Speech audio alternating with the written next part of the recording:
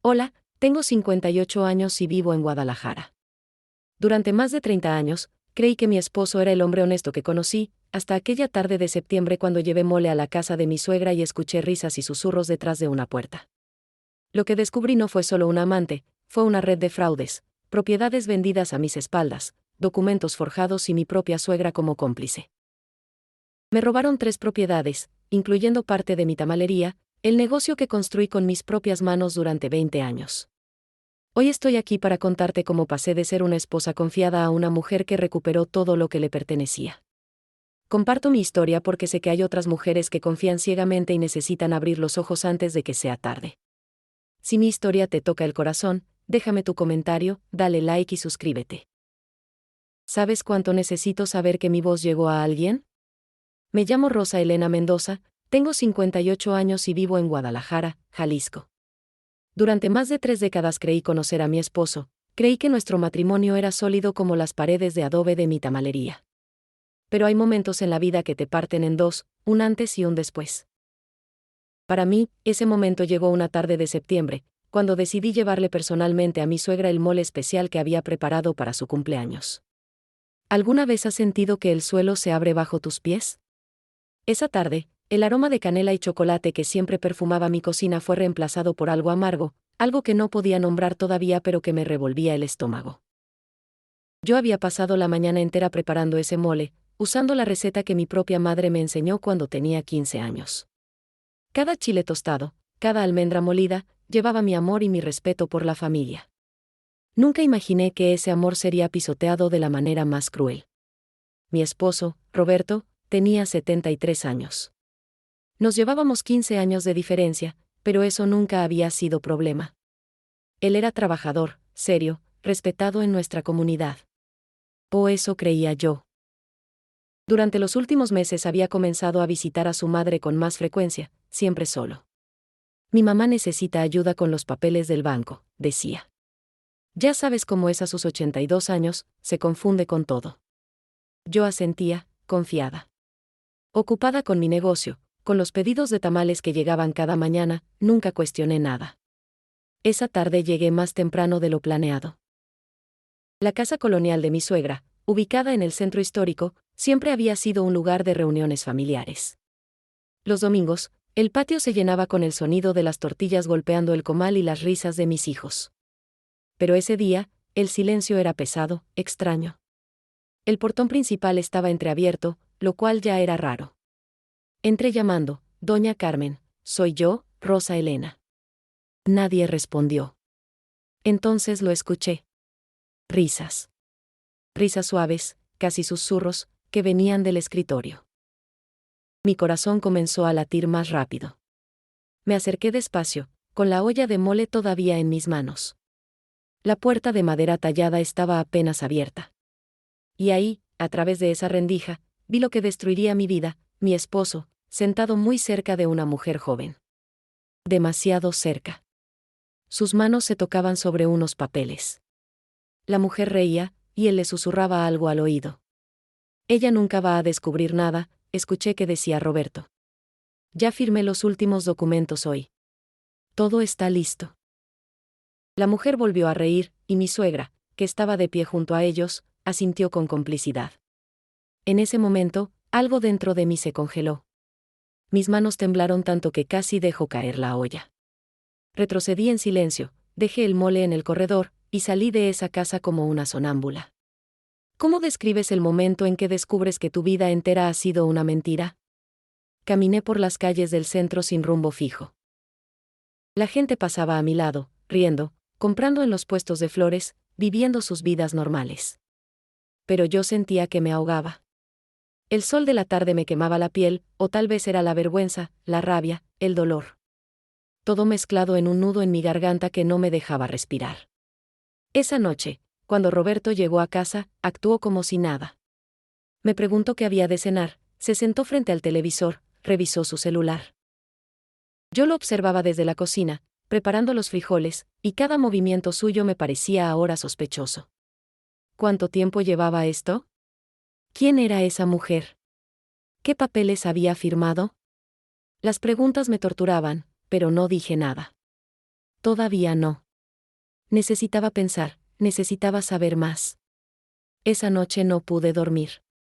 Me quedé mirando el techo de nuestra recámara, escuchando los ronquidos de Roberto a mi lado. El hombre con quien había compartido 35 años de mi vida, el padre de mis 3 hijos, el hombre que juramos amarnos frente al altar de la parroquia de Zapopan. ¿Todo había sido mentira? El reloj marcaba las 3 de la mañana cuando tomé la primera decisión, no iba a quedarme callada. Iba a descubrir la verdad, aunque me doliera. Aunque me destruyera. Porque algo dentro de mí, esa fuerza que me había ayudado a levantar mi negocio desde cero, me decía que merecía saber. Merecía la verdad. ¿Alguna vez has mirado hacia atrás y te has dado cuenta de todas las señales que ignoraste? Yo sí. Durante semanas después de esa tarde terrible, comencé a recordar detalles que había pasado por alto. Mi mente era como un rompecabezas que finalmente empezaba a armarse, y cada pieza nueva me dolía más que la anterior. Las visitas de Roberto a casa de su madre habían comenzado hacía casi un año. Al principio eran esporádicas, normales. Pero en los últimos 6 meses se habían vuelto rutina. 3, 4 veces por semana. Siempre con la misma excusa: mi mamá necesita ayuda. Y yo, ocupada con mi tamalería, con los pedidos que no paraban, con mis clientes fieles que llegaban cada mañana por sus tamales de rajas, de pollo, de dulce, simplemente asentía. Qué bueno que cuidas a tu madre, le decía. Eres un buen hijo. Un buen hijo. Ahora esas palabras me daban náuseas. Porque empecé a notar otras cosas. Roberto se había vuelto más cuidadoso con su celular. Antes lo dejaba en cualquier lado, sobre la mesa, en el sofá. Ahora lo llevaba siempre consigo, incluso al baño. Cuando sonaba, miraba la pantalla primero antes de contestar. Si yo estaba cerca, salía al patio para hablar. Es trabajo, decía. Pero Roberto estaba jubilado desde hacía 5 años. ¿Qué trabajo? Y la ropa. Dios mío, la ropa. Mi esposo había comenzado a arreglarse más. Camisas nuevas que yo nunca le había comprado aparecían en su closet. Se ponía loción, se peinaba con cuidado. Me gusta verme presentable, explicaba cuando le preguntaba. Yo sonreía, pensando que tal vez era bueno que cuidara su apariencia a su edad. Qué tonta fui. Qué ciega. Las tardes en mi tamalería se habían vuelto mi refugio, pero también mi tortura. Mientras amasaba la masa, mientras envolvía cada tamal en su hoja de maíz, mi mente no paraba. Pensaba en esa mujer joven que había visto. ¿Quién era? Su cara me resultaba familiar, pero no lograba ubicarla. Y mi suegra, doña Carmen, la mujer que me había recibido en su familia hace 35 años, la que me enseñó a hacer su champurrado especial, ¿cómo podía estar involucrada en esto? Una tarde, mi comadre Lupita vino a comprar tamales. Ella me conocía desde niñas, habíamos crecido en el mismo barrio. Mientras le servía su orden, debí tener una expresión extraña porque me preguntó: ¿qué tienes, Rosa Elena? Te veo preocupada. Casi se lo cuento todo. Las palabras estaban ahí, en mi garganta, listas para salir. Pero al final solo dije: nada, comadre. Es que he tenido mucho trabajo. Ella no me creyó, lo vi en sus ojos, pero no insistió. Esa noche decidí hacer algo que nunca había hecho: revisar los papeles de Roberto. Esperé a que se quedara dormido, profundamente dormido, y bajé al estudio. Mi corazón latía tan fuerte que temía que me escuchara. Con manos temblorosas, abrí los cajones de su escritorio. Facturas, recibos viejos, nada interesante. Hasta que entre unos libros antiguos encontré un sobre. Un sobre amarillo, sin nombre, pero pesado. Lo abrí con cuidado. Adentro había documentos de un notario. Un notario de San Diego, California. ¿San Diego? ¿Qué hacía Roberto con papeles de Estados Unidos? Nunca me había mencionado nada. Comencé a leer, aunque el lenguaje legal era difícil de entender. Había algo sobre propiedades, sobre transferencias, sobre ventas. Mi nombre no aparecía en ningún lado. Sentí un escalofrío recorrer mi espalda. Guardé todo exactamente como estaba y volví a la cama. Roberto seguía dormido. Lo miré en la oscuridad, su perfil que antes me parecía familiar y ahora se sentía como el de un extraño. 35 años. 3 hijos. Una vida entera construida juntos. ¿Y todo para qué? ¿Para terminar mintiendo, escondiendo, traicionando? A la mañana siguiente, mientras preparaba el café, tomé una decisión. No podía seguir así, carcomida por la duda. Necesitaba ayuda. Pero, ¿a quién recurrir? No podía hablar con mis hijos, no todavía. Los destrozaría. No podía hablar con mi familia, los chismes volarían por todo el barrio. Entonces pensé en don Miguel, el abogado que había ayudado a mi comadre cuando tuvo problemas con la herencia de su padre. Él era discreto, confiable. Esa tarde, después de cerrar la tamalería, caminé hacia su oficina. Cada paso me costaba. Porque ir a ver a un abogado significaba admitir que algo estaba realmente mal. Significaba que esto era real, no solo mi imaginación. En la sala de espera, casi me levanto y me voy. Pero entonces pensé en esa risa de mujer, en esos documentos escondidos, en los susurros, ella nunca va a descubrir nada. Y me quedé sentada. Esperé. Y cuando don Miguel me llamó a su oficina, finalmente dije las palabras que había estado evitando: necesito su ayuda. Creo que mi esposo me está engañando y escondiendo algo muy grave. Don Miguel me escuchó sin interrumpir. Era un hombre de unos 60 años, con lentes gruesos y una expresión amable que me hizo sentir que por fin alguien me tomaba en serio. Cuando terminé de contarle todo, desde aquella tarde en casa de mi suegra hasta los documentos que había encontrado, suspiró profundamente. Rosa Elena, dijo, lo que me describes suena grave. Pero necesito que seas fuerte. Si vamos a investigar, pueden salir cosas que duelan mucho. Asentí. Ya estaba doliendo todo, ¿qué más podía salir? El plan era simple: don Miguel investigaría los documentos del notario de San Diego, revisaría las propiedades que supuestamente teníamos Roberto y yo, y buscaría cualquier movimiento extraño en nuestras finanzas. Pero todo esto costaba dinero. Dinero que no podía sacar de la cuenta conjunta sin que Roberto se diera cuenta. Así que esa noche, sola en mi recámara, abrí la pequeña caja donde guardaba las joyas que heredé de mi madre. Un collar de perlas, unos aretes de oro, un anillo con una esmeralda pequeña. Cada pieza tenía una historia, un recuerdo. Pero la verdad valía más que cualquier joya. Al día siguiente vendí todo en una joyería del centro. El dinero no era mucho, pero suficiente para comenzar. Le entregué la mitad a don Miguel como adelanto. Dame 2 semanas, me dijo.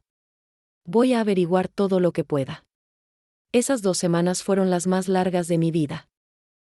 Cada mañana me levantaba antes del amanecer para preparar los tamales, actuando como si nada pasara. Roberto desayunaba, leía el periódico, salía. Voy con mi mamá, decía. Y yo sonreía, aunque por dentro me estaba muriendo. Para mantener la cordura, me aferré a mi rutina. La tamalería se convirtió en mi ancla.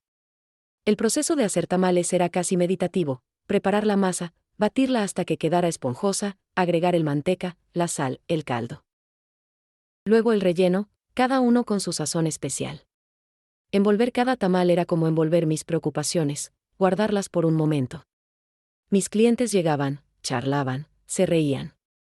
Doña Petra me contaba de sus nietos, don Chuy se quejaba del tráfico, la joven Mariana me pedía consejos de amor. Vida normal. Vida que ya no era la mía pero que tenía que simular.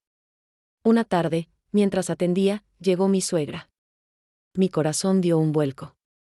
Doña Carmen pidió 2 docenas de tamales, como siempre. Actuaba completamente normal, me preguntaba por mis hijos, por el negocio. La rabia me quemaba por dentro. ¿Cómo podía mirarme a los ojos después de lo que yo había visto? ¿Y Roberto?, pregunté, tratando de sonar casual. ¿Cómo ha estado mi esposo? Ella sonrió. Bien, bien. Viene mucho a visitarme, es tan buen hijo. Me ayuda con tantas cosas. Cada palabra era una puñalada. Pagó y se fue, dejándome temblando detrás del mostrador. Esa noche, mi hija Patricia me llamó. Mamá, ¿estás bien?, preguntó. Te escuchas rara últimamente. Patricia, mi hija mayor, siempre había sido perceptiva. Tenía 32 años, 2 hijos propios, y una vida ocupada. Estoy bien, mi hija, mentí. Solo cansada del trabajo. No podía involucrarla todavía. No hasta saber toda la verdad. Pero su llamada me recordó lo que estaba en juego, no solo mi matrimonio, sino la estabilidad de toda mi familia. Los días pasaban lentamente. Cada vez que veía a Roberto, lo estudiaba. Sus gestos, sus palabras, buscando más señales. Y las encontraba. Una vez olvidó cerrar su correo electrónico en la computadora de la casa. Vi un mensaje de alguien llamado Sofía. Te espero el jueves como siempre, decía. El jueves. Ese era uno de los días que Roberto visitaba a su madre. Sofía. Por fin tenía un nombre para esa risa, para esa mujer joven que había visto. Finalmente, 2 semanas después, don Miguel me llamó. Necesitamos hablar. Urgente. Su tono me asustó. Fui a su oficina esa misma tarde, cerrando la tamalería más temprano de lo normal. Cuando entré, vi documentos esparcidos sobre su escritorio. Su expresión era seria, preocupada. Siéntate, Rosa Elena, dijo. Tengo noticias. Y ninguna es buena. Lo que me contó esa tarde cambió todo. Don Miguel había descubierto que 3 propiedades que yo creía nuestras habían sido vendidas en los últimos 6 meses. Un terreno en Zapopan que habíamos comprado hace 20 años. Un pequeño departamento en Tijuana que Roberto decía que era para invertir. Y lo peor, parte de mi tamalería. Sí, mi negocio, el que yo había construido con mis propias manos, sudor y lágrimas. ¿Cómo era posible? Usó documentos falsos, explicó don Miguel. Una carta poder que supuestamente tú firmaste. Nunca había firmado nada así. Pero había más. El dinero de esas ventas no estaba en nuestras cuentas. Don Miguel había rastreado las transacciones. Todo fue a una cuenta bancaria en San Diego. Una cuenta a nombre de Sofía Ramírez. Ese apellido me golpeó. Ramírez. Como Claudia Ramírez, la amiga de mi suegra. Don Miguel, dije con voz temblorosa, creo que sé quién es esa mujer. Es la hija de una amiga de mi suegra. Ha estado en mi casa. En las posadas, en los cumpleaños. El abogado asintió gravemente. La traición es peor cuando viene de quienes conoces. Salí de esa oficina sintiendo que el mundo se había vuelto más oscuro. No era solo infidelidad. Era robo. Era fraude. Era mi propia familia destruyéndome sistemáticamente. Y lo peor, yo había sido tan confiada, tan ingenua, que les había facilitado todo. Roberto manejaba nuestras finanzas porque yo no entendía de esas cosas. Firmaba donde él me decía porque confiaba en él. Y así, poco a poco, me habían quitado todo lo que era mío. Esa noche no pude ocultar mi estado. Roberto me preguntó qué me pasaba. Nada, respondí, pero mi voz sonó hueca. Él insistió. Y algo dentro de mí se quebró. ¿Quién es Sofía?, pregunté de repente. Su cara cambió. Palideció. Tartamudeó. ¿De qué hablas? Pero ya sabíamos ambos que el juego había terminado. Ya no había vuelta atrás. Después de esa noche, Roberto cambió su estrategia. Ya no negaba, pero tampoco confesaba completamente. Es complicado, decía. No lo entenderías. ¿No lo entendería? Yo, que había levantado un negocio desde cero, que había criado 3 hijos, que había administrado una casa durante décadas. Pero su arrogancia ya no me sorprendía. Había vivido 35 años con ese hombre y recién ahora lo estaba conociendo de verdad. Don Miguel me aconsejó no confrontar directamente todavía. Necesitamos más evidencia antes de ir a los tribunales, explicó. Así que comencé a vivir una doble vida. De día, era Rosa Elena Mendoza, la señora de los tamales, siempre sonriente, siempre atenta. De noche, era una detective en mi propia casa, revisando papeles, tomando fotos de documentos, anotando cada movimiento extraño de Roberto. La tensión me estaba matando lentamente. Mi salvación en esos días fue mi comadre Lupita. Una tarde, mientras tomábamos café en mi cocina, finalmente me quebré. Las lágrimas que había contenido durante semanas salieron sin control.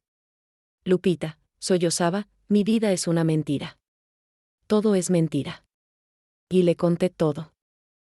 Cada detalle, cada descubrimiento, cada traición.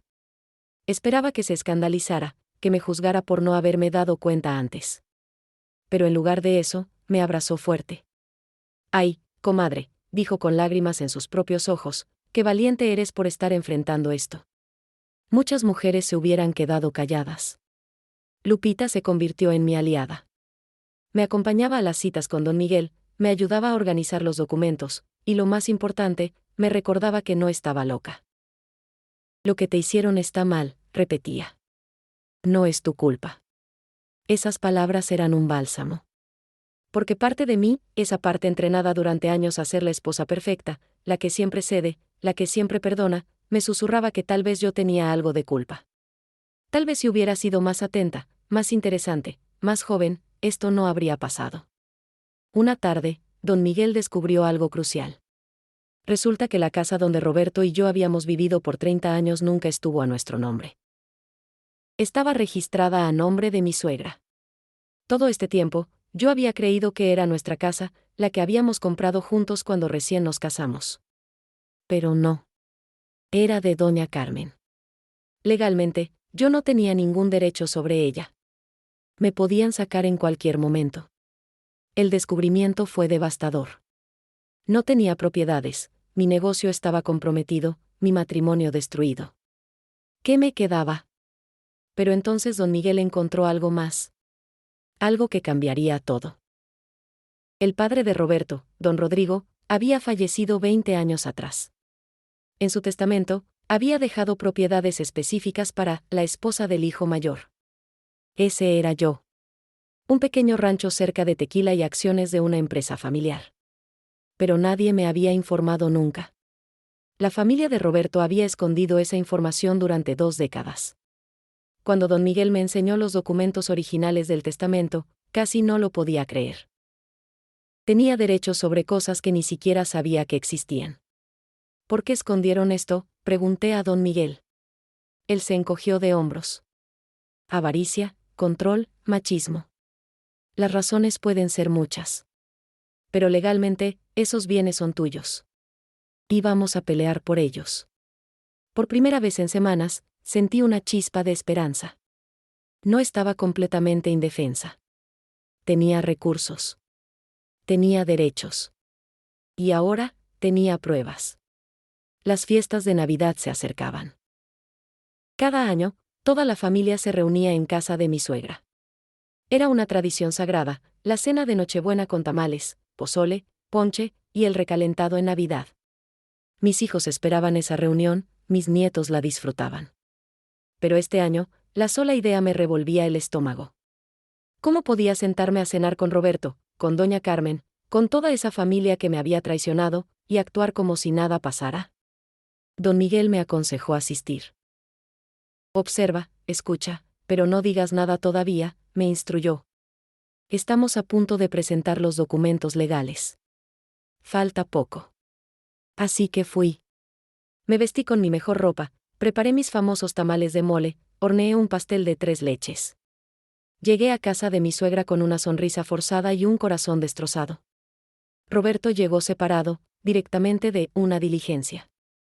Mis hijos estaban ahí, Patricia con su familia, Javier con su esposa, y Miguel, el menor, todavía soltero. Todos felices, ajenos al drama que se desarrollaba. Durante la cena, observé todo con nuevos ojos.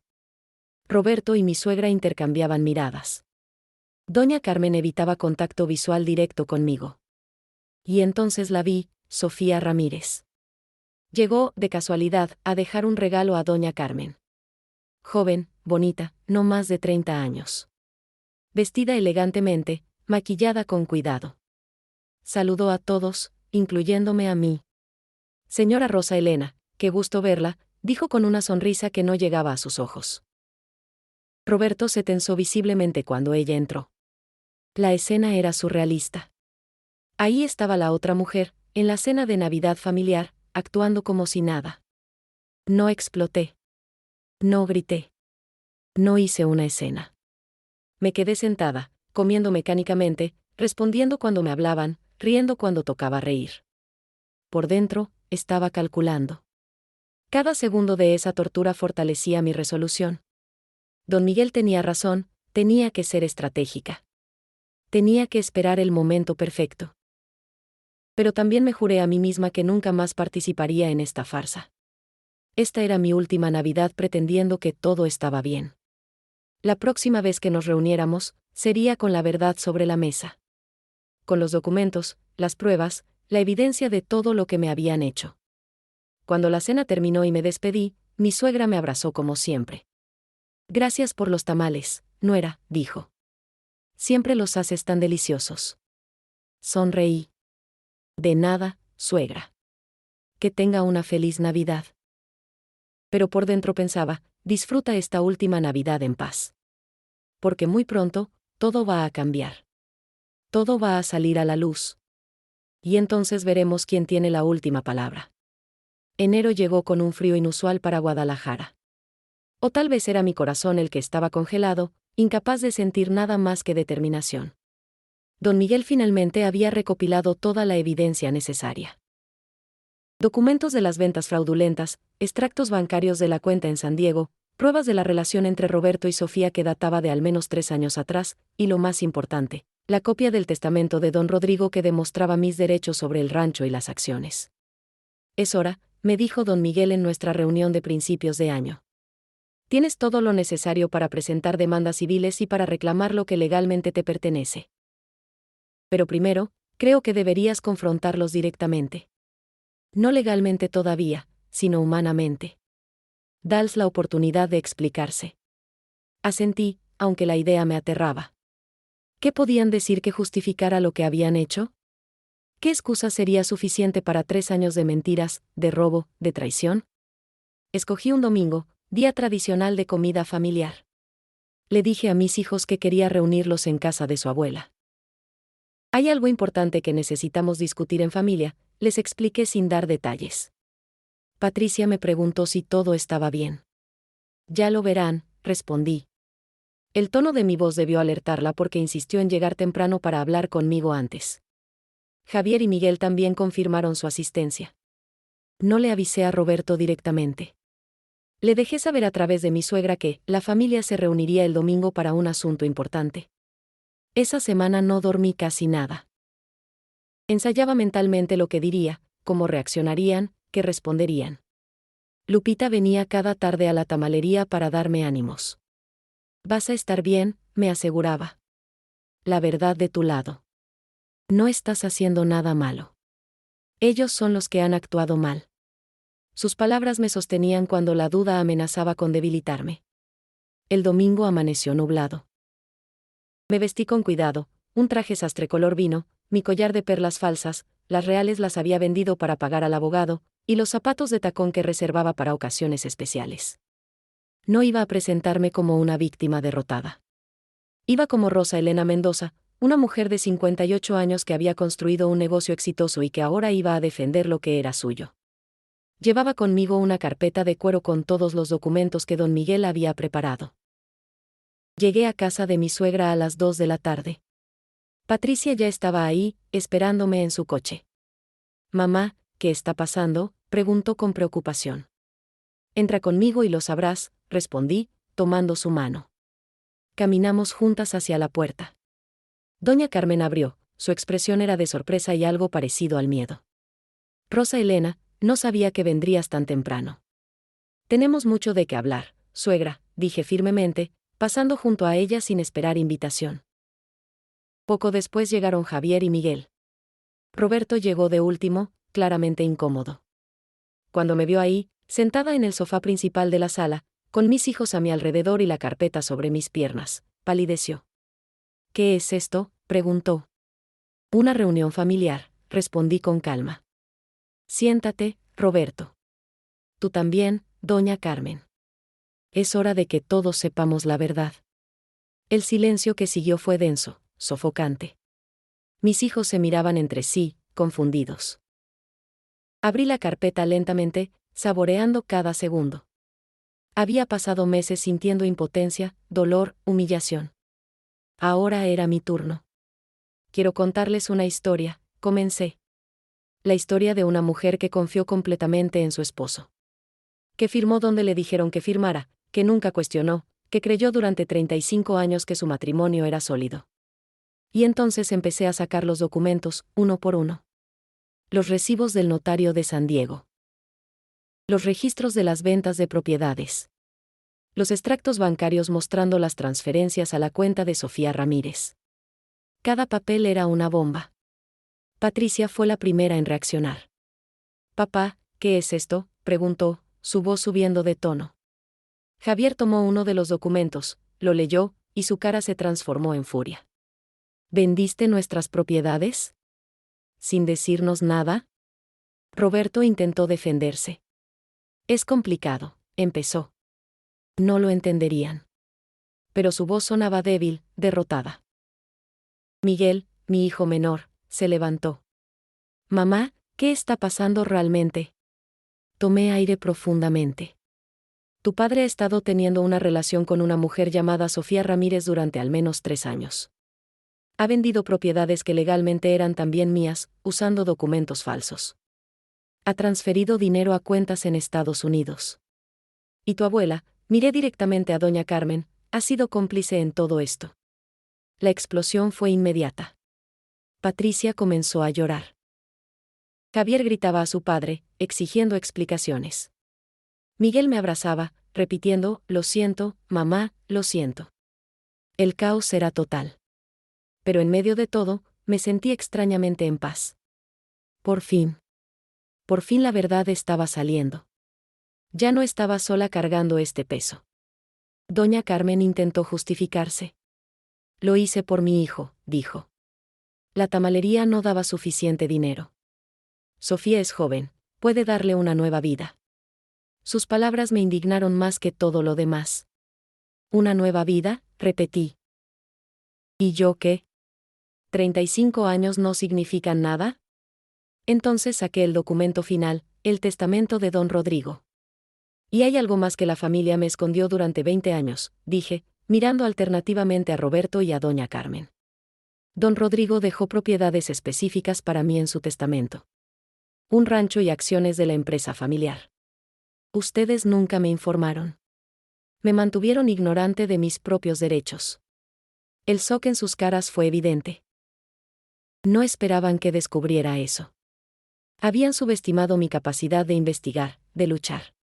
Les había resultado tan fácil manipularme durante años que asumieron que siempre sería igual. El resto de esa tarde fue un torbellino de emociones. Mis hijos, después del shock inicial, se pusieron de mi lado completamente. Patricia abrazaba a su padre llorando, pero le gritaba al mismo tiempo. «¿Cómo pudiste hacerle esto a mamá? ¿A nuestra familia?». Javier era pura rabia. Se encaró con su padre, casi llegando a los golpes. Miguel tuvo que interponerse. «Vendiste todo. El patrimonio de la familia. ¿Y para qué? ¿Para una mujer que podría ser tu nieta?». Miguel, siempre el más callado, simplemente se sentó a mi lado y tomó mi mano. No dijo mucho, pero su presencia era todo el apoyo que necesitaba. Roberto intentó defenderse patéticamente. Hablaba de necesidades no satisfechas, de sentirse viejo, de querer sentirse joven otra vez. Cada excusa era más ridícula que la anterior. Doña Carmen, por su parte, insistía en que había actuado por el bien de su hijo. «Una madre siempre protege a sus hijos», decía con terquedad. Patricia la confrontó directamente. «¿Y qué hay de mi madre? Ella también es parte de esta familia. ¿O solo importa tu hijo?». Finalmente, puse sobre la mesa mi decisión final. «Don Miguel, mi abogado, ya tiene instrucciones de proceder legalmente», anuncié. «Voy a demandar la anulación de todas las ventas fraudulentas. Voy a reclamar mis derechos sobre el rancho y las acciones que me corresponden por el testamento. Y voy a exigir la división justa de todos los bienes adquiridos durante nuestro matrimonio». Mi voz no temblaba. Cada palabra salía clara, firme. Esta no era la Rosa Elena que firmaba sin preguntar, que confiaba ciegamente. Esta era una nueva Rosa Elena, una que había aprendido la lección más dura de su vida pero que no se iba a dejar destruir. Roberto se levantó bruscamente. «¿Me vas a demandar? ¿Después de todo lo que hemos construido juntos?». La audacia de sus palabras me dejó sin aliento por un segundo. pero Javier respondió antes que yo. ¿Juntos? Papá, acabas de escuchar que vendiste propiedades a espaldas de mamá, que robaste dinero de la familia, que has mentido durante años. No construyeron nada juntos. Ella construyó su negocio sola mientras tú la traicionabas. Las palabras de mi hijo me llenaron de orgullo y tristeza a la vez. Orgullo porque mis hijos entendían, tristeza porque tenían que presenciar la destrucción de su familia. Esa tarde dejé la casa de mi suegra con mis 3 hijos. Roberto se quedó ahí con su madre. Patricia manejó mi coche porque yo temblaba demasiado. En mi casa, nos sentamos los 4 en la mesa de la cocina, el mismo lugar donde habíamos compartido miles de comidas familiares. ¿Qué vas a hacer, mamá?, preguntó Miguel. Voy a luchar, respondí. No por venganza, sino por justicia. Por lo que es correcto. Y porque si no lo hago, estaría enseñándoles que está bien quedarse callada cuando te lastiman. Los días siguientes fueron un caos mediático local. En comunidades como la nuestra, los chismes viajan más rápido que el viento. Para el martes, todo el mercado sabía de mi situación. Algunos me miraban con lástima, otros con admiración, muchos con curiosidad morbosa. Hubo quienes murmuraban que yo debía haber hecho algo para empujar a Roberto a los brazos de otra mujer. Comentarios machistas típicos que me herían pero que ya no me sorprendían. La cultura puede ser cruel con las mujeres traicionadas, como si el engaño fuera culpa nuestra. Pero también encontré apoyo inesperado. Las mujeres del mercado, especialmente las mayores, formaron una red a mi alrededor. Doña Petra, que vendía verduras en el puesto contiguo al mío, organizó un pequeño boicot informal contra los negocios de la familia de Roberto. Si no respetan a una de nosotras, no respetan a ninguna, declaró. Don Chuy, el carnicero, me ofreció carne a precios de costo para mi tamalería. Hay que apoyar a quien se levanta después de una caída, me dijo con un guiño. Estos gestos pequeños, estas muestras de solidaridad, me recordaban que no estaba sola. Roberto intentó regresar a casa una semana después del confronto. Llegó con flores, disculpas, promesas de cambiar. Pero cuando tocó la puerta, fue Javier quien abrió. Había venido a quedarse conmigo temporalmente, para que no estuviera sola. Papá, mamá no quiere verte, le dijo directamente. Por favor, respeta eso. Roberto intentó empujar la puerta. Hubo un momento tenso. Pero mi hijo, más joven y más fuerte, se mantuvo firme. Vete, papá. Déjala en paz. Eventualmente, Roberto se fue. Desde mi ventana, lo vi subir a su coche, un hombre de 73 años que de repente se veía más viejo, más encorvado. Por un segundo sentí lástima. Pero solo por un segundo. Don Miguel procedió rápidamente con las demandas legales. Los tribunales mexicanos pueden ser lentos, pero teníamos evidencia sólida. Las ventas fraudulentas eran claramente ilegales. Los documentos falsos de poder podían probarse. Y el testamento de don Rodrigo era irrefutable. La parte más complicada sería recuperar el dinero que ya había sido transferido a Estados Unidos, pero don Miguel conocía abogados allá que podían ayudar. Va a ser una batalla larga, me advirtió. Pero tenemos todo de nuestro lado, la ley, la evidencia y la verdad. Febrero trajo lluvias tempranas y con ellas, la noticia más impactante hasta el momento. Sofía Ramírez estaba embarazada. La información llegó a través de una prima lejana que trabajaba en la clínica donde Sofía se había hecho las pruebas. El chisme se esparció como pólvora. Roberto iba a ser padre otra vez a los 73 años. O al menos eso reclamaba Sofía. La fecha probable del embarazo sugería que la relación había comenzado mucho antes de lo que incluso yo había descubierto. No 3 años atrás.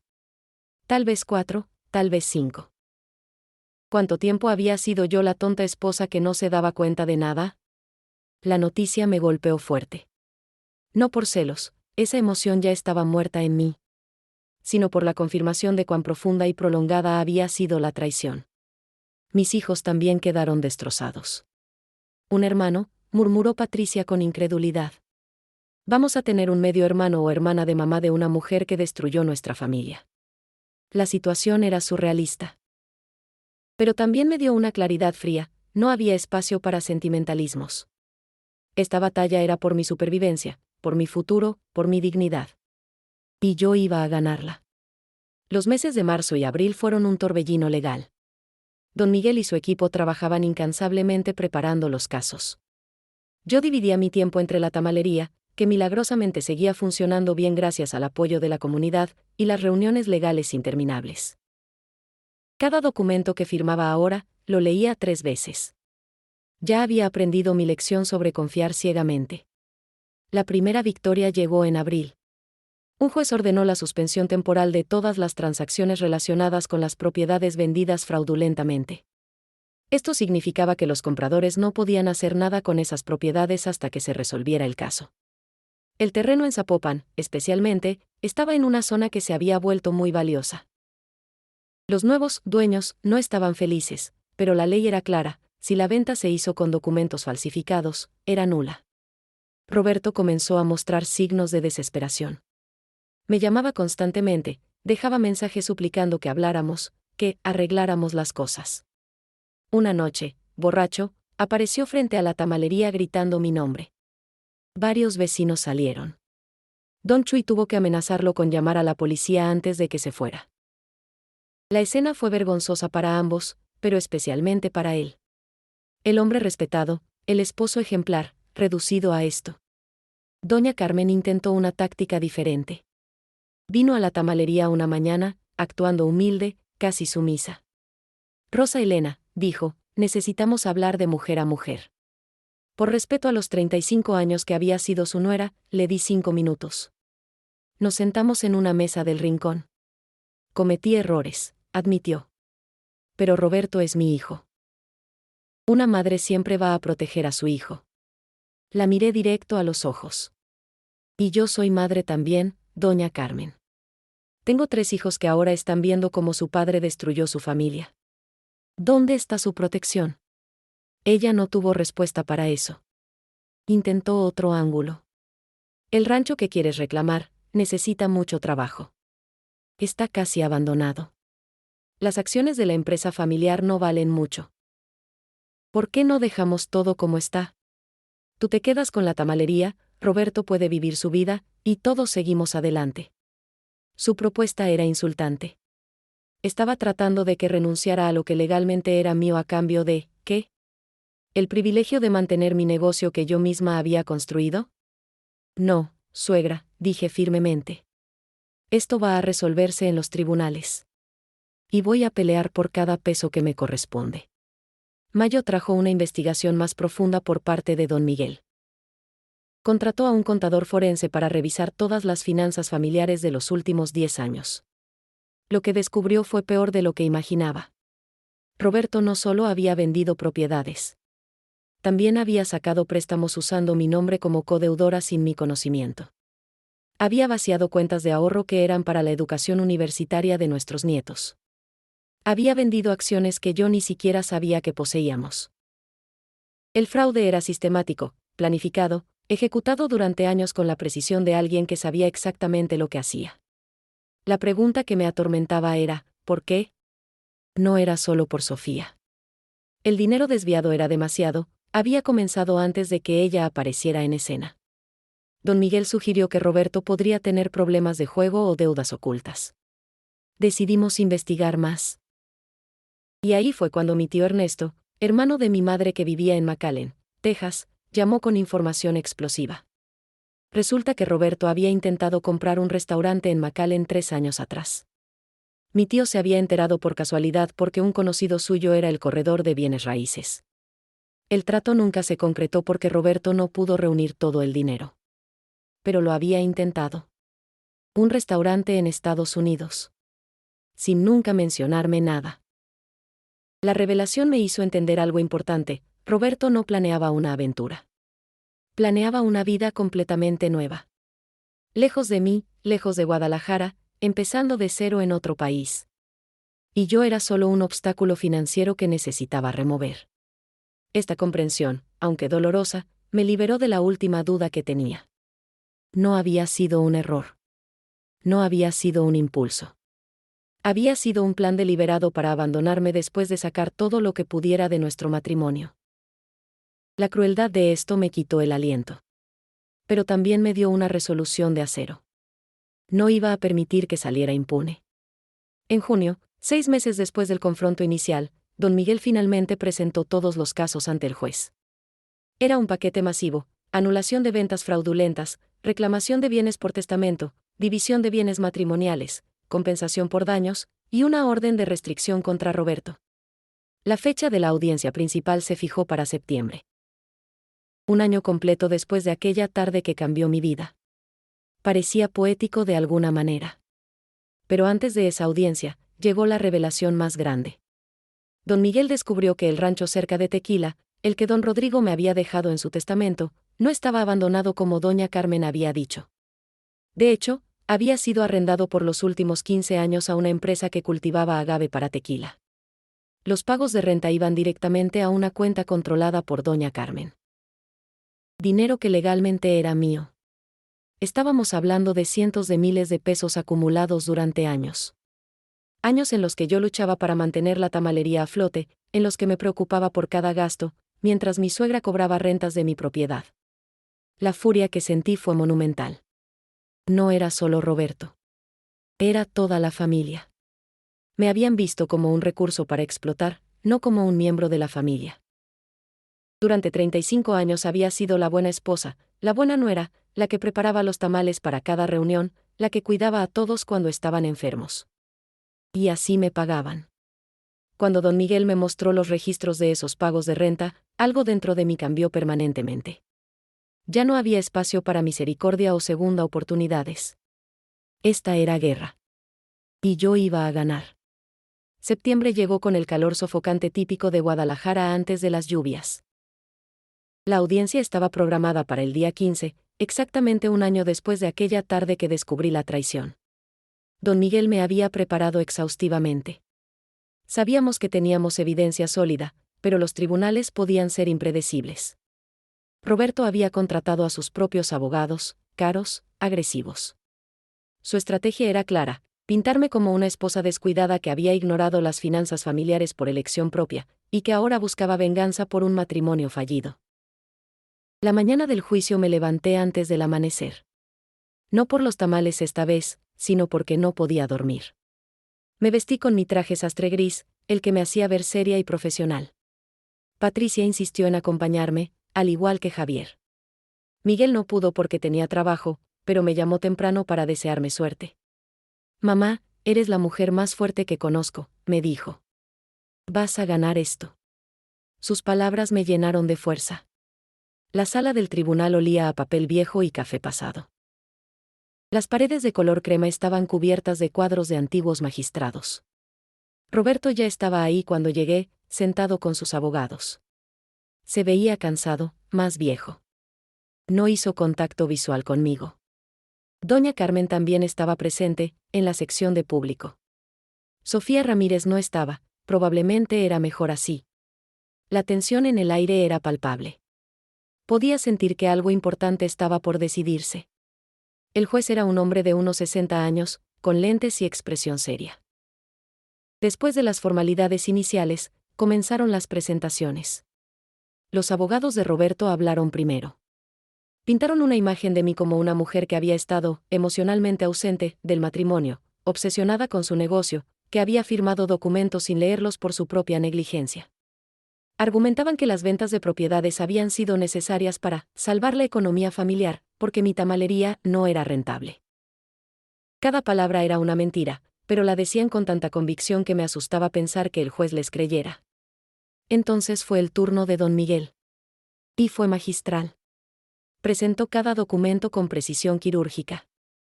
Los comprobantes de las transferencias a la cuenta de Sofía.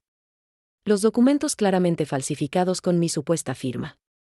Los registros del rancho siendo arrendados sin mi conocimiento. El testamento de don Rodrigo que nunca me fue notificado. Los extractos de la tamalería mostrando que era un negocio rentable y creciente. Cada pieza de evidencia era un clavo más en el ataúd del caso de Roberto. Luego fue mi turno de testificar. Caminé hacia el estrado con las piernas temblorosas pero la cabeza en alto. El abogado de Roberto intentó intimidarme con preguntas agresivas. «¿No es cierto, señora Mendoza, que usted firmaba documentos sin leerlos regularmente?» «Sí», admití, porque confiaba en mi esposo. Esa confianza fue manipulada para cometer fraude. ¿No es cierto que usted estaba tan ocupada con su negocio que descuidaba su matrimonio? Mi negocio prosperaba presosamente porque yo trabajaba duro mientras mi esposo aparentemente planeaba abandonarme y robarme, respondí con voz firme. Pero el momento más impactante vino cuando don Miguel llamó a testificar al contador forense. Este hombre, con décadas de experiencia, explicó al juez con lujo de detalle cómo se había realizado un fraude sistemático durante años. No fue un error. No fue descuido. Fue intencional, calculado, ejecutado con precisión. En mis 30 años de carrera, dijo el contador, rara vez he visto un caso de manipulación financiera matrimonial tan deliberada y extensa. El juez tomaba notas constantemente. También testificó el notario de San Diego, vía videoconferencia. Confirmó que Roberto había presentado documentos de poder que parecían legales pero que ahora sabíamos eran falsos. El notario admitió que no había verificado las firmas tan cuidadosamente como debió.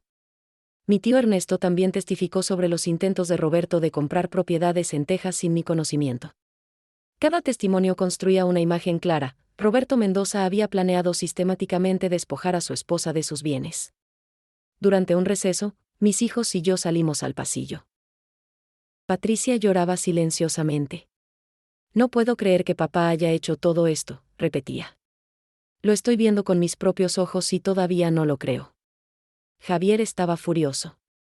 20 años como profesional exitoso, respetado en su campo, y hace esto. Por dinero y una mujer joven. Es patético. Yo simplemente me sentía vacía. Escuchar todos los detalles en voz alta, en un tribunal público, era humillante de una manera que no había anticipado. Pero también era necesario. La verdad tenía que ser dicha. Cuando regresamos, fue el turno de Roberto de testificar. Sus abogados lo habían preparado, se notaba. Habló de errores de juicio, de tiempos difíciles, de querer proteger el futuro financiero de la familia. Pero cuando don Miguel lo interrogó, comenzó a desmoronarse. ¿Es cierto que mantuvo una relación extramarital durante al menos 3 años? Sí, pero... ¿es cierto que vendió propiedades sin el consentimiento de su esposa? ¿Los documentos estaban? ¿Es cierto que transfirió fondos a una cuenta en Estados Unidos a nombre de su amante? Eso fue. Roberto no podía terminar sus frases. Las interrupciones de don Miguel eran perfectamente legales pero devastadoras. Finalmente, en un momento de frustración, Roberto explotó. Ella nunca entendió las finanzas. Yo manejaba todo porque ella era incapaz. El silencio que siguió fue absoluto. Incluso sus propios abogados parecían horrorizados. Porque con esas palabras, Roberto acababa de admitir que él controlaba todo y que había usado ese control para manipular la situación. Don Miguel sonrió ligeramente. No tengo más preguntas, su señoría. El juicio duró 2 días más con testimonios adicionales y argumentos finales. Pero todos sabíamos que ese momento de Roberto había sido decisivo.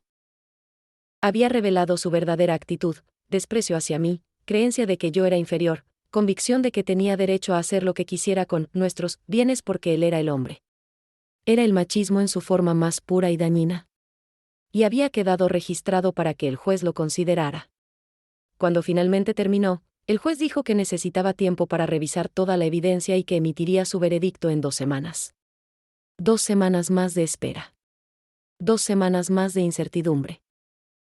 Pero al salir de ese tribunal, rodeada de mis hijos, sabiendo que había presentado mi caso con dignidad y verdad, sentí algo que no había sentido en meses, esperanza real. Las 2 semanas de espera fueron eternas. Cada día revisaba mi teléfono obsesivamente esperando la llamada de don Miguel.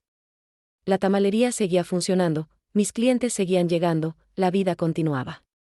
Pero yo estaba suspendida en un limbo, esperando que una decisión judicial determinara mi futuro. ¿Recuperaría lo que era mío? ¿O el sistema fallaría como tantas veces falla para las mujeres en mi situación? Finalmente, en una tarde de octubre, don Miguel llamó. Rosa Elena, tenemos el veredicto. Necesitas venir a mi oficina. El tono de su voz era neutro, imposible de descifrar. Cerré la tamalería temprano y corrí hacia allá, mi corazón latiendo tan fuerte que pensé que me desmayaría. Patricia me acompañó, tomando mi mano durante todo el trayecto. En su oficina, Don Miguel tenía una sonrisa. Ganamos, dijo somplemente. En todos los frentes. Las lágrimas comenzaron a correr por mis mejillas antes de que pudiera detenerlas. Ganamos. Después de un año de dolor, humillación y lucha, ganamos. Don Miguel me mostró el documento oficial. El juez había dictaminado a mi favor en cada punto, las ventas fraudulentas fueron anuladas completamente, se me otorgó pleno control del rancho y las acciones, se ordenó la división equitativa de todos los bienes matrimoniales, y Roberto fue obligado a compensarme por los fondos desviados y las rentas del rancho cobradas ilegalmente por doña Carmen. Pero había más. El juez había sido particularmente severo en su veredicto. Escribió un párrafo específico sobre cómo el comportamiento de Roberto representaba un abuso sistemático de la confianza matrimonial con intención de despojar a la cónyuge de sus derechos legales. Ordenó además que Roberto pagara todas las costas legales del juicio. Era una victoria total, completa, absoluta. Don Miguel me abrazó mientras yo lloraba, años de tensión saliendo en ese momento. Patricia lloraba conmigo, y nos abrazábamos las dos, madres e hija, sobrevivientes. Pero la victoria legal era solo el comienzo. Ahora venía la parte práctica, ejecutar el veredicto. El rancho cerca de Tequila tenía que ser inspeccionado, el contrato de arrendamiento renegociado directamente conmigo, las rentas acumuladas cobradas. Las acciones de la empresa familiar tenían que ser transferidas. Las propiedades vendidas fraudulentamente tenían que ser recuperadas, lo cual significaba deshacer ventas y enfrentar a compradores enojados que habían creído comprar legalmente. Era un proceso que podría tomar meses, pero teníamos la fuerza de la ley de nuestro lado. La noticia del veredicto se esparció rápidamente por Guadalajara. En el mercado, en la iglesia, en los grupos de WhatsApp del barrio, todos hablaban del caso. Las reacciones fueron mixtas. Muchas mujeres me felicitaban, me abrazaban, me decían que era una inspiración. Por fin una que se defendió y ganó, decía doña Petra con orgullo. Pero también había críticas, especialmente de las generaciones más viejas. Debió perdonar, murmuraban algunas. La familia es sagrada. Como si yo hubiera destruido la familia y no Roberto con sus mentiras y traiciones. Roberto intentó apelar el veredicto, por supuesto. Sus abogados argumentaron que el juez había sido parcial, que no se había considerado toda la evidencia. Pero don Miguel era confiado. La evidencia era abrumadora, me aseguró. Una apelación no va a cambiar nada. Y tenía razón. 2 meses después, la apelación fue rechazada. El veredicto era final, inapelable. Ya no había más recursos legales para Roberto. Tenía que cumplir. En diciembre, 1 año y 3 meses después de aquella tarde fatídica, finalmente visité el rancho. Don Miguel me acompañó, junto con Patricia y Javier. Quedaba a unas 2 horas de Guadalajara, por carretera hacia Tequila. El paisaje era hermoso, campos de agave hasta donde alcanzaba la vista, el cielo azul intenso, el aire limpio. El rancho era más grande de lo que esperaba, con una casa vieja pero sólida, establos, y hectáreas de tierra fértil. La empresa que arrendaba el terreno para cultivar agave estaba operando exitosamente. Con la nueva administración directa, las ganancias serían mías completamente. De pie en ese rancho, mirando los campos de agave meciéndose con la brisa, tuve una revelación. Esta propiedad representaba mi futuro. No dependería de nadie más. No sería la víctima que perdió todo. Sería la mujer que luchó y recuperó no solo lo que era suyo, sino su dignidad y su independencia. Decidí en ese momento que algún día construiría algo aquí. Tal vez una extensión de mi tamalería, tal vez algo completamente nuevo. Pero sería mío, construido en terreno firme, legal, indiscutible. Roberto, mientras tanto, había tenido que mudarse con Sofía a un pequeño departamento. El bebé había nacido, una niña. Mis hijos fueron a conocerla, lo cual me dolió pero entendí. Era su hermana, después de todo, inocente en todo esto. Pero Roberto ya no era el hombre respetado que había sido. Su reputación estaba destruida. La comunidad de negocios lo evitaba. Antiguos amigos lo ignoraban. Había perdido no solo bienes materiales, sino su posición social, su respeto, su legado. Para un hombre de su generación, eso era peor que cualquier sentencia judicial. Doña Carmen también enfrentó consecuencias. En nuestra cultura, las abuelas son figuras respetadas, casi sagradas. Pero cuando se supo que había participado activamente en despojar a su nuera, el rechazo social fue severo. Sus amigas de la iglesia la evitaban. Las vecinas ya no la invitaban a los rosarios. Incluso algunos miembros de su propia familia extendida la criticaban abiertamente.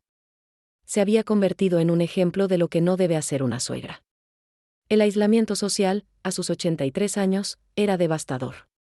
En Nochebuena, mis hijos organizaron 2 cenas separadas.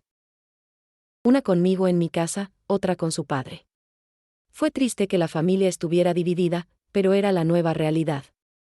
Durante nuestra cena, rodeada de Patricia, Javier, Miguel y mis nietos, sentí algo de paz. Sí, mi matrimonio había terminado.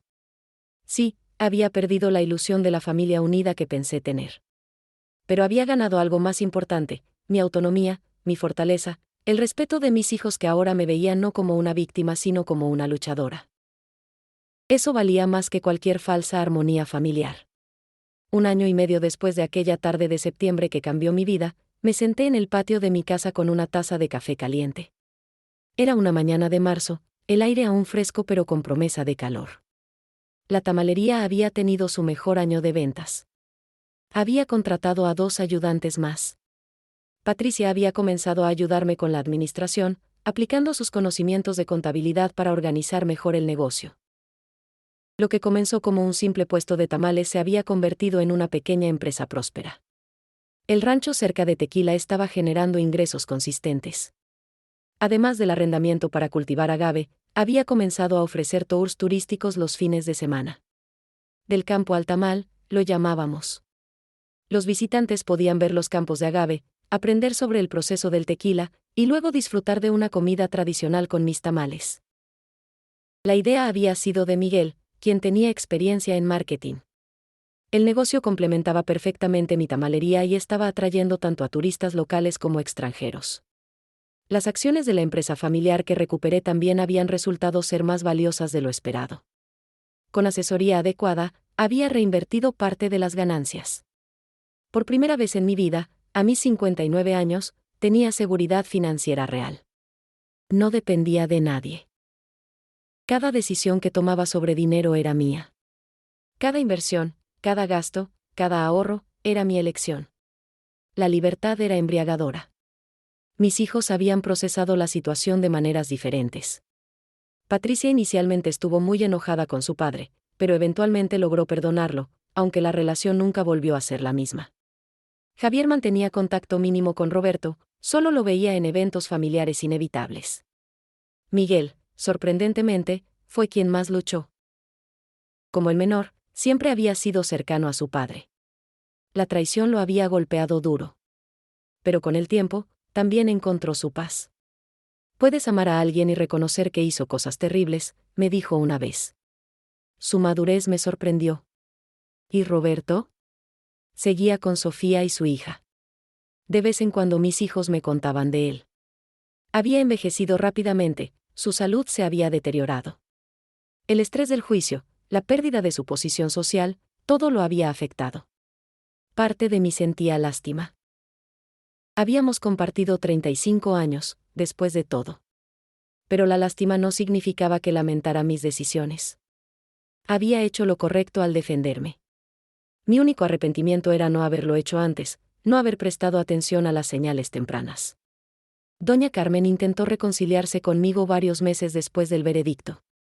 Llegó a la tamalería una tarde, luciendo frágil y mucho más vieja. Rosa Elena, dijo, cometí errores terribles. Antepuse a mi hijo sobre lo que era correcto. Te pido perdón. Sus palabras sonaban sinceras, sus ojos estaban llenos de lágrimas. Escuché en silencio. Cuando terminó, dije, Doña Carmen, aprecio sus palabras. Pero el perdón no borra las consecuencias. No podemos volver a tener la relación que teníamos. Eso murió con la traición. Ella asintió, entendiendo.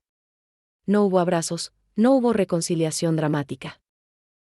Solo un reconocimiento mutuo de que algunas cosas, una vez rotas, no se pueden reparar completamente. Sin embargo, encontré consuelo en lugares inesperados. Mi comadre Lupita se convirtió en mi mejor amiga y confidente. Las mujeres del mercado formaron una hermandad a mi alrededor. Don Miguel se volvió no solo mi abogado sino un amigo genuino. Estas conexiones, forjadas en mi momento más oscuro, resultaron ser las más fuertes y auténticas de mi vida. Había perdido una familia política, pero había ganado una comunidad de apoyo incondicional.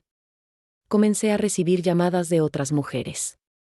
Mujeres que estaban pasando por situaciones similares, que se sentían perdidas, asustadas, sin saber qué hacer. Algunas me llamaban después de escuchar mi historia, otras eran referidas por amigos. Yo las escuchaba, compartía mi experiencia, las conectaba con don Miguel si necesitaban ayuda legal. No era terapista ni consejera profesional, pero sabía lo que era sentirse completamente sola en medio de una traición. Si mi historia podía ayudar a otra mujer a encontrar su fuerza, entonces todo el dolor había valido la pena. Una tarde, una mujer joven, no más de 30 años, vino a la tamalería. Se sentó tímidamente en una mesa del rincón. Cuando me acerqué, comenzó a llorar. Señora Rosa Elena, dijo entre sollozos, mi esposo está haciendo lo mismo que el suyo hizo. Encontré documentos, hay otra mujer, está vendiendo cosas sin decirme. No sé qué hacer. Todos me dicen que lo perdone, que piense en los niños, que la familia es sagrada. Pero no puedo seguir así. Tomé su mano. Escúchame bien, le dije. La familia es sagrada, sí. Pero tú también eres sagrada. Tu bienestar, tu seguridad, tu futuro, son sagrados. Defenderte no es destruir a tu familia. Es honrarte a ti misma. Le di el número de don Miguel y le compré su café y tamales. Regresa cuando quieras, le dije. Aquí siempre habrá un lugar seguro para ti. En las noches, cuando la tamalería estaba cerrada y la casa en silencio, a veces reflexionaba sobre todo lo que había pasado. El dolor había sido real, profundo, a veces insoportable. Había días en que pensé que no sobreviviría. Noches en que lloré hasta quedarme sin lágrimas. Momentos en que la soledad me aplastaba.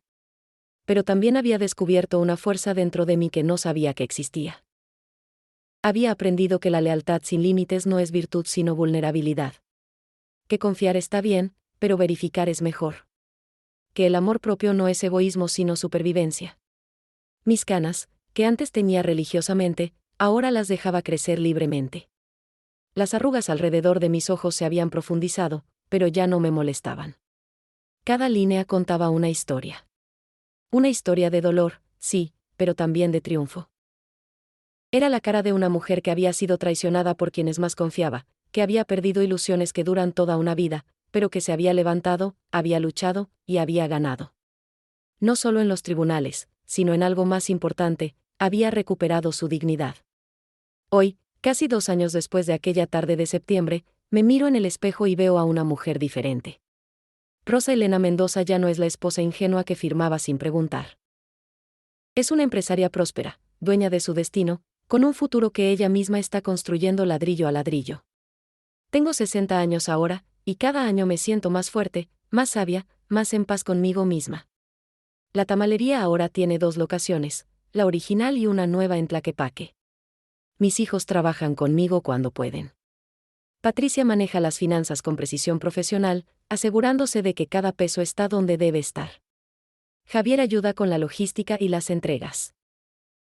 Miguel está desarrollando un sitio web y presencia en redes sociales. Estamos creciendo juntos, como familia, pero una familia redefinida en términos más honestos y equitativos. El rancho cerca de Tequila se ha convertido en mi refugio. Voy allá los fines de semana cuando puedo. Hay algo sanador en esa tierra, en los campos de agave, en el silencio del campo. He comenzado a construir una pequeña casa allá, un lugar solo mío.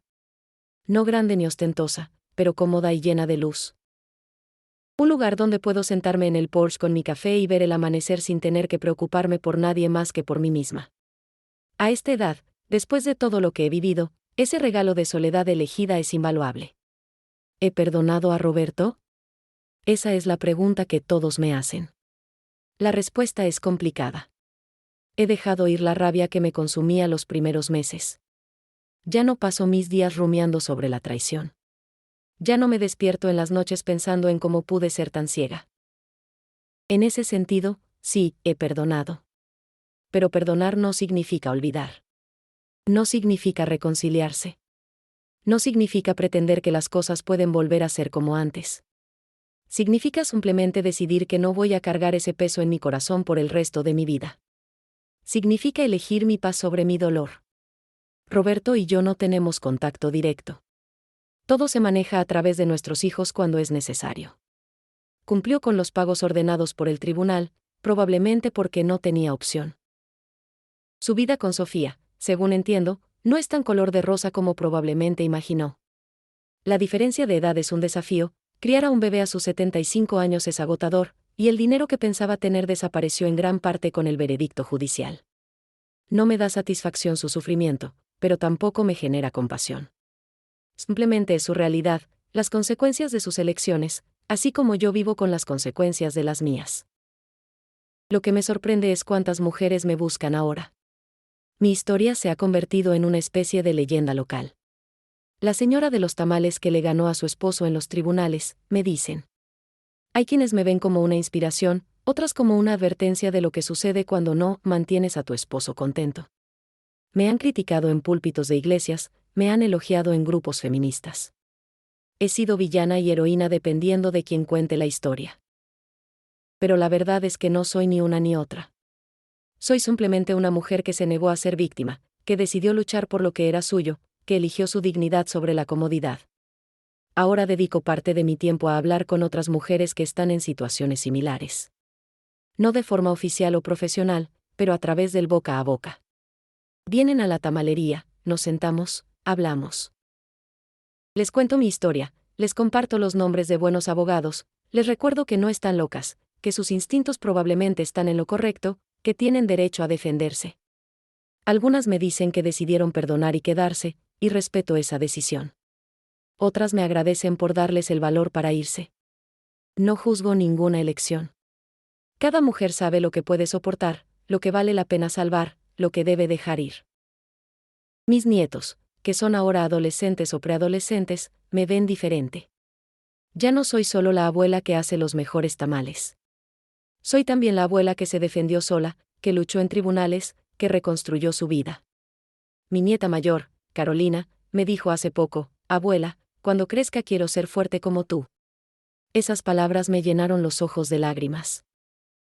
Porque si algo bueno salió de todo este dolor, es que la siguiente generación de mujeres en mi familia está aprendiendo que la fortaleza no está en aguantar todo, sino en saber cuándo es tiempo de decir basta. Las mañanas en mi tamalería siguen siendo mi ritual favorito. El aroma de la masa mezclándose, el vapor de las ollas, el sonido familiar de las hojas de maíz. Cada tamal que envuelvo es una meditación. Cada cliente que atiendo es una conexión. Este negocio, que construí cuando era apenas una joven recién casada, me sostuvo durante mi peor momento y ahora está prosperando en mi mejor momento. Es un símbolo tangible de que yo siempre tuve valor, siempre tuve capacidad, siempre fui suficiente. Solo necesitaba recordarlo. Si pudiera regresar en el tiempo y hablarle a la Rosa Elena de hace 2 años, a esa mujer que acababa de descubrir la traición y que temblaba de miedo y dolor, le diría esto: vas a sufrir. Va a doler de maneras que no imaginas. Habrá días en que querrás rendirte, en que querrás quedarte callada para no mover el barco. Pero no lo hagas. Mantente firme. Lucha. Porque del otro lado de este dolor te espera una versión de ti misma que no conocías que existía. Una mujer más fuerte, más libre, más auténtica. Y valdrá cada lágrima, cada noche sin dormir, cada batalla legal. Valdrá la pena. A todas las mujeres que lean o escuchen mi historia, si están en una situación donde sienten que algo no está bien, donde su instinto les dice que hay traición o engaño, confíen en esa voz interior. Investiguen con cuidado, busquen ayuda profesional, rodéense de personas que las apoyen. Pero sobre todo, recuerden que defenderse no es un acto de venganza o destrucción. Es un acto de amor propio, de justicia, de supervivencia. Nadie más va a defender sus derechos si ustedes no lo hacen primero. Nadie más va a priorizar su bienestar si ustedes no lo priorizan. Y eso no es egoísmo. Eso es sabiduría. Mi nombre es Rosa Elena Mendoza. Tengo 60 años. Vivo en Guadalajara, Jalisco. Soy dueña de 2 tamelerías prósperas y de un rancho productivo. Soy madre de 3 hijos maravillosos y abuela de 5 nietos. Soy sobreviviente de una traición matrimonial que me hubiera destruido si lo hubiera permitido. Pero no lo permití. Y hoy, me levanto cada mañana agradecida no por lo que perdí, sino por lo que gané, mi fuerza, mi libertad, mi vida auténtica. Esta es mi verdad. Y al final, eso fue lo único que importó.